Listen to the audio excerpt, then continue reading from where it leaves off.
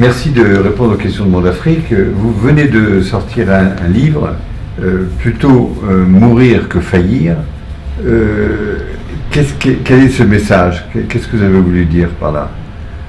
Très bien, merci beaucoup. Ce que je voulais dire, c'est un vieux principe ou un vieux dicton de mon groupe national, les Mauritaniens, donc les Maures en général, ont cette position que vaut mieux mourir que renoncer au principe, que renoncer à la vérité, que renoncer au droit chemin.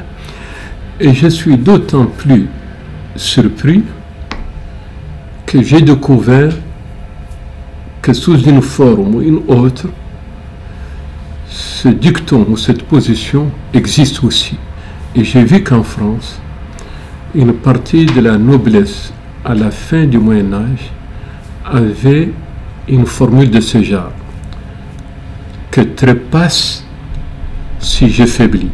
C'est-à-dire que je meurs si je trahis ou si je renonce au principe. Que trépasse si je faiblis, c'est exactement la même chose que plutôt mourir que faillir.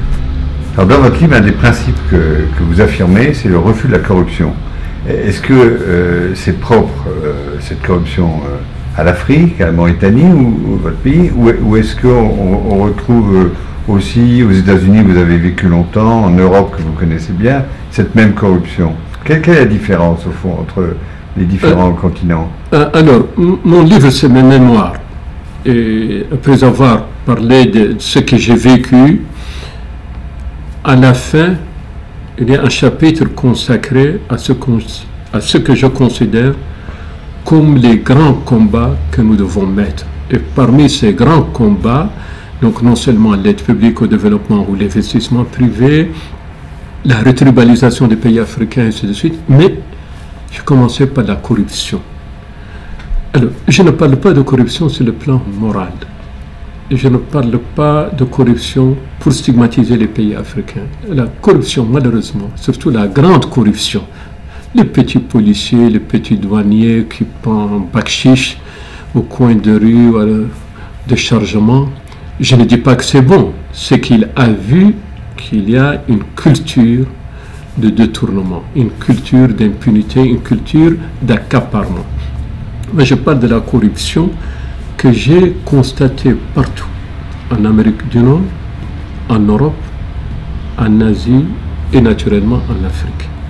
La grande différence, la différence principale entre les pays africains, je ne veux pas généraliser sur l'Afrique, mais les pays africains que je connais, parce que je connais bien le Botswana, je peux vous dire qu'il est libre de corruption.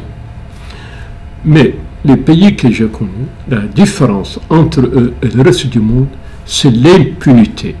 La corruption, d'abord, est arrogante. C'est-à-dire les gens se vantent d'avoir détourné, d'avoir pillé, d'avoir pris ce qui ne leur appartient pas, qui appartient à leur peuple, c'est-à-dire aux faibles, à la veuve et à l'orphelin. Et surtout, ils sont impunis, ils ne rendent pas gorge. Et aux États-Unis, ils sont davantage sanctionnés? Aux États-Unis, comme en Europe, et c'est écrit dans les livres, si vous êtes attrapé, vous êtes fini, particulièrement aux États-Unis. Le cas le plus célèbre que j'ai vu, c'est celui d'une énorme société du Texas qui s'appelle Enron, E-N-R-O-N. Plus de 110 milliards de dollars de chiffre d'affaires. Et on a trouvé une corruption d'actions sur le personnel et ainsi de suite. Immédiatement, le PDG a été arrêté, la société s'est effondrée parce qu'elle était battue sur la spéculation. En Europe, tout le monde sait que si une personnalité, même si elle a été président ou chancelier ou premier ministre, si vous êtes attrapé, vous êtes condamné. Pourquoi? Parce qu'il y a une presse libre et qui peut être libre. Il y a une police qui mène son travail et qui est libre, et il y a un système judiciaire libre et qui a les moyens d'être libre. Donc, les trois critères, non seulement le système est démocratique, mais liberté de presse pour informer, sonner l'alerte, enquêter, la police et la justice. Dans plusieurs pays de ma région, ces obstacles, disons, ces verrous ont sauté. Et la corruption, dans quelques-uns, est en particulier un sport dont on se glorifie. Oui, j'ai pris ceci, j'ai pris cela, donc je vais faire. C'est une catastrophe parce que ça développe une culture de détournement, une culture de paresse, et puis ça gangrène la société. Ce n'est plus seulement les fonds publics ou privés, mais c'est aussi la santé, c'est l'éducation. Tout devient sujet à négociation, à corruption, à pot de vin, dessous de table. Est-ce que ça vous semble pertinent qu'au moment d'une alternance, sans produit, malgré tout en Afrique, même si les chefs d'État restent des dizaines d'années au pouvoir, souvent, trop souvent, dans le cas d'une alternance, est-ce que c'est pertinent de poursuivre l'ancien chef d'État et de le condamner? Est-ce que ce genre de règlement de compte judiciaire qui existe aussi en Europe, est-ce que ça ne freine pas justement ces mécanismes d'alternance politique? Alors là, c'est une question extrêmement complexe, parce que vous posez deux problèmes qui sont des problèmes politiques et des problèmes de conscience. En principe, la corruption, pour moi, les gens qui ont détruit un système financier et économique, qui ont favorisé le secteur informel contre le secteur privé, et sous forme de patriotisme, la plupart des leaders corrompus nationalisent, ils ne privatisent pas, ils nationalisent pour continuer à avoir la main. Alors, mais d'un autre côté, si un président dit qu'il veut quitter au terme d'un mandat ou d'une défaite, s'il accepte de quitter, ça nous pose un problème, pas moral, mais un problème politique. Si on ne lui donne pas une amnistie, il ne va pas quitter. Il va payer plus, détourner plus. Et si on lui donne l'amnistie, ça crée des précédents. Donc il y a un dilemme. Mon point de vue, si le système est plus ou moins démocratique, c'est de donner l'amnistie au président sur le territoire national. Mais le jour, et je fonde cette approche sur le célèbre cas de Pinochet, amnistie chez vous.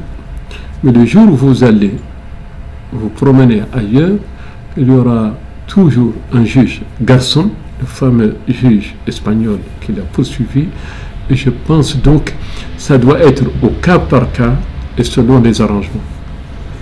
On dit beaucoup que les Chinois, notamment, aujourd'hui, pratiquent une corruption sur une très grande échelle, plus grande que ne l'était cette corruption il y a encore 25 ou 30 ans, quand les Européens, les Français dominaient davantage l'Afrique. Est-ce que c'est exact pour vous?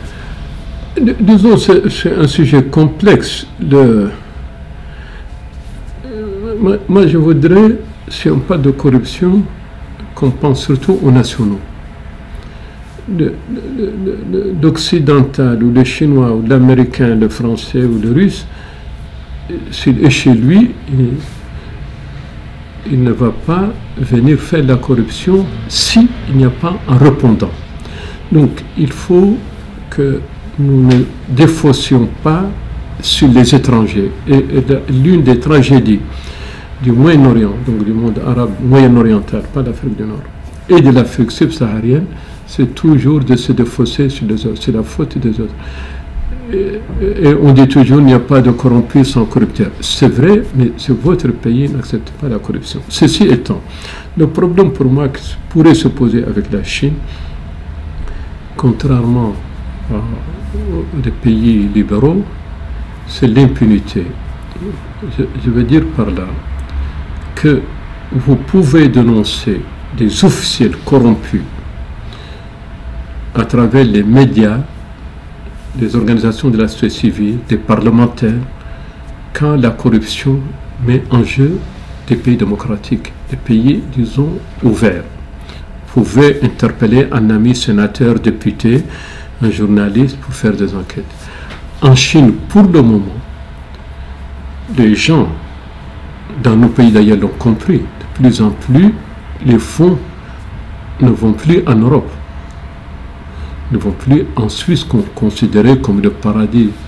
Ils ne vont plus dans des pays de l'Union européenne, ils ne vont pas, certainement pas en Amérique, mais dans des pays où les systèmes médias, les systèmes police, les systèmes presse, et c'est ça la tragédie. Est-ce que toutes les procédures dites de bien mal acquis en France, notamment contre le Gabon, le Congo, la Guinée, vous paraissent des bonnes initiatives? Bon, je pense personnellement que la justice doit poursuivre ceux qui sont accusés d'avoir détourné des biens qui ne leur appartiennent pas ou de vivre au-delà de leurs moyens. Et c'est des cas par cas. La perception que j'ai personnellement, c'est que ça doit être général. On ne doit pas donner l'impression qu'on poursuit seulement tel ou tel chef d'État ou groupe de chefs d'État. Méfiez-vous de croire que je vais dire, bon, parce qu'ils sont africains, ils sont poursuivis, c'est pas ce que je vais dire. Et je vais dire que on ne doit pas donner l'impression qu'on ne poursuit que les investissements qui viennent d'un certain nombre de pays, des investissements qui soient d'origine douteuse ou non, parce qu'il y a d'autres pays dont les chefs d'État, quel que soit le titre qu'ils portent, ont des revenus colossaux en France, en Europe. Donc, est-ce qu'ils n'ont pas été poursuivis? Est-ce qu'ils n'ont pas été dénoncés? Peut-être c'est pour ça que la justice ne poursuit pas, mais la justice doit toujours donner l'impression, pas donner l'impression, être neutre et bienveillante.